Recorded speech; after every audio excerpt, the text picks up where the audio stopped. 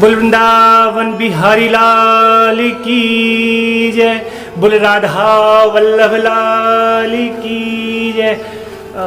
नमस्कारम बंधुओं, हमारे श्री भक्ति भाग यूट्यूब चैनल पर आप सबका स्वागत है।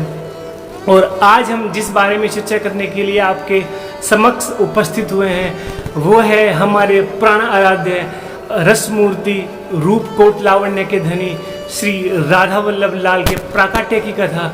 वो इस धराधाम पर बंधु किस प्रकार प्रकट हुए हैं, इसके विषय में जो कथा शास्त्रों में आई है उस कथा को, और हमने जो कथा संतों की श्रीमुखारविंद से सुनी है वही कथा मैं आज आपको सबको सुनाऊंगा।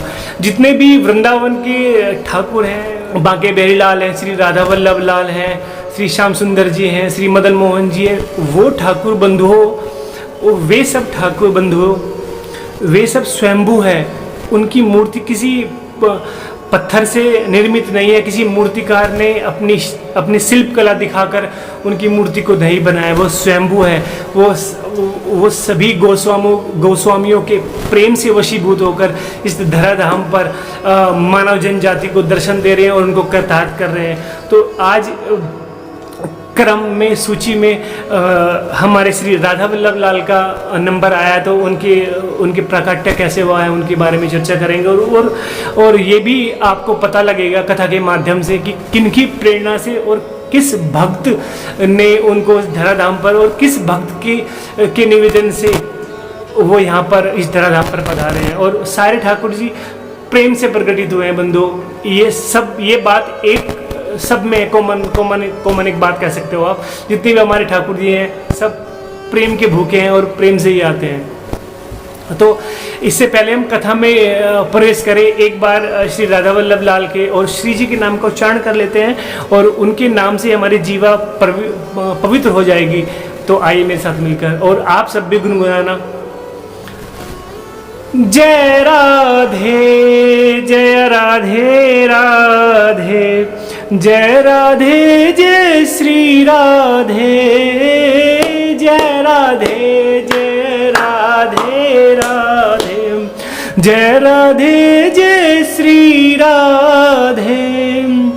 ओ जय राधे जय राधे राधे, जय राधे जय श्री राधे, जय श्यामा जय श्याम श्यामा, जय श्यामा जय श्री श्यामा, जय राधे राधे, जय राधे जय श्री राधे। ओ जय राधे राधे, जय राधे जय श्री राधे। तो आइए बंधु, अब हम सब मिलकर कथा में प्रवेश करते हैं।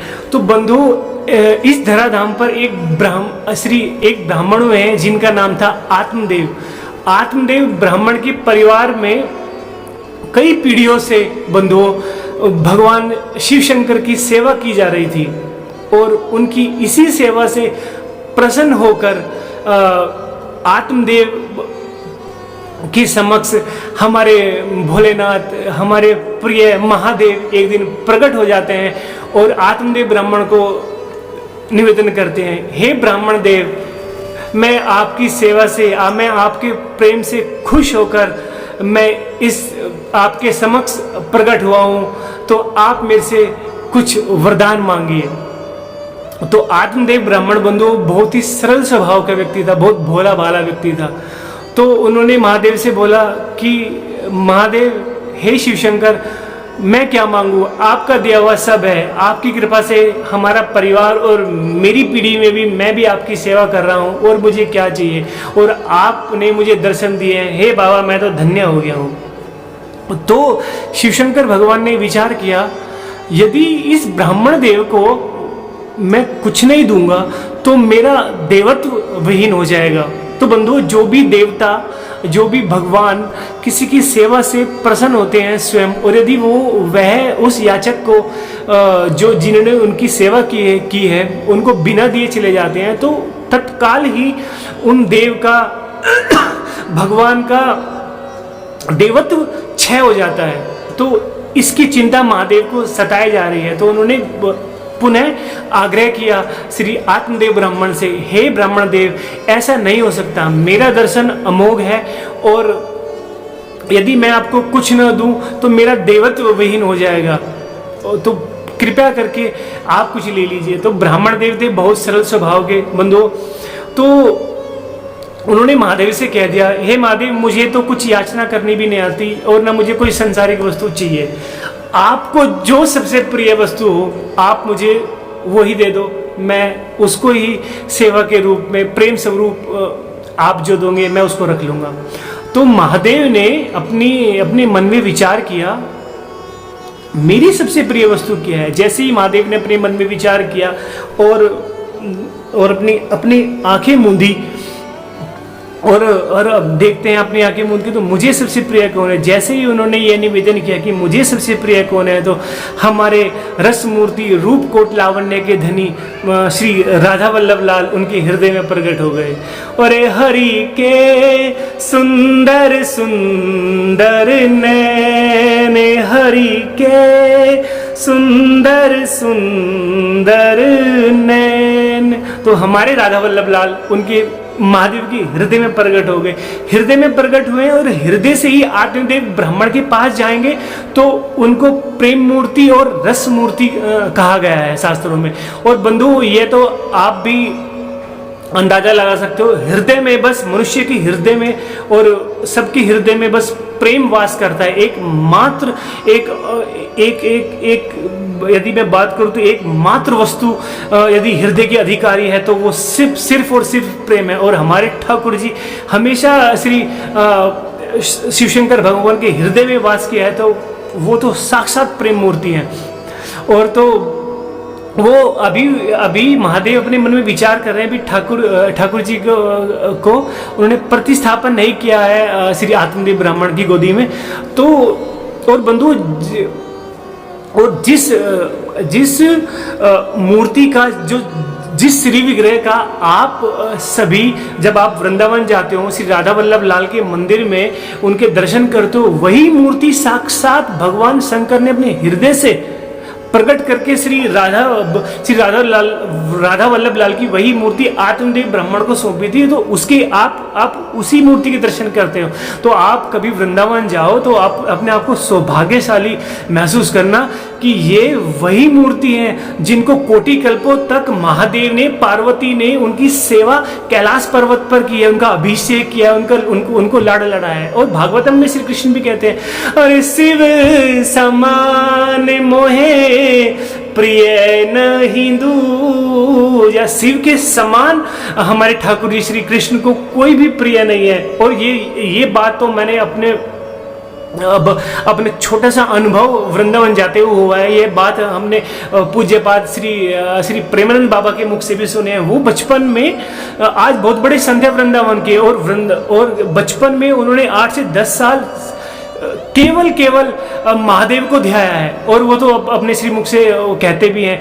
और जिसको महादेव की कृपा प्राप्त नहीं हुई है उनको श्री राधा कृष्ण के चरणावृंद में आश्रय अंततः कभी मिल ही नहीं सकता। और तो शिव कृपा बंधु आवश्यक है। और यह बात तो मैं भी डंके की चोट पर बोल सकता हूँ, जिसके जीवन में शिव कृपा हुई है उसको अंततः हमारे ठाकुर जी, हमारे श्री राधा रानी के चरण कमलों में स्थान मिला है। ये बहुत विशेष बात है। तो शिव कृपा बिना बंधु कुछ नहीं हो सकता। तो हम कथा में फिर से जाते हैं। तो आत्मदेव ब्राह्मण को अभी दिया नहीं है, तो उन्होंने महादेव ने सोचा ये मैंने क्या दे दिया, ये सबसे प्रिय, ये तो मेरे प्राण आराध्य है, मैं कैसे अपना जीवन व्यतीत करूंगा।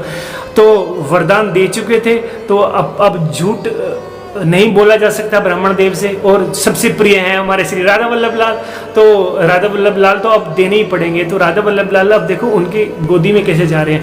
तो महादेव ने अपने हृदय में श्री राधा वल्लभ लाल को प्रकट किया है और उनसे विनय याचना करी है, हे मेरे ठाकुर जी, आप अब जब तक मैंने आपकी सेवा करी है, अब वो समय आ चुका है कि आप श्री आत्मदेव ब्राह्मण की के पास जाए और उनकी सेवा स्वीकार करें। तो जैसे ही भगवान शिव शंकर ने अपने हृदय में उनका ध्यान किया है और उनसे निवेदन किया है, तो निवेदन करते ही श्री आत्मदेव ब्राह्मण की गोदी में हमारे रस मूर्ति, रूप कोट लावण्य के धनी, प्रेम मूर्ति श्री राधा वल्लभ लाल उनकी गोदी में विराजमान हो गए। बंधु बोलो राधा वल्लभ लाल की जय, बोलो राधा रानी सरकार की जय। जय राधे जय राधे राधे, जय राधे जय श्री राधे, जय राधे जय राधे राधे, जय राधे जय श्री राधे। मैंने राधा नाम क्यों गाया है? हमारे ठाकुर जी को सबसे प्रिय जो नाम है वो है श्री किशोरी जी का नाम। तो ठाकुर जी प्रकट हो गए हैं। इस प्रकार ही बंधु ये शास्त्र प्रमाणिक कथा है। यही कथा हमने संतों के मुख से भी सुनी है, यही कथा हमने शास्त्रों में भी पढ़ी है कि हमारे ठाकुर जी राधा वल्लभ लाल इस धराधाम पर कैसे हैं। आशा करता हूँ कि आपको यह वीडियो और श्री राधा वल्लभ लाल के विषय में यह कथा बहुत बहुत अच्छी लगी होगी। तो ठाकुर जी का आशीर्वाद आप सब पर बना रहे और हम पर भी श्री जी की कृपा ऐसी बने रहे, ऐसी हम सबसे याचना करते हैं। अपने श्री जी के चरणों में बार बार हम प्रणाम करते हैं। जय जय श्री राधे, जय जय श्री राधे, जय जय श्री राधे। बोलो बरसाना धाम की जय।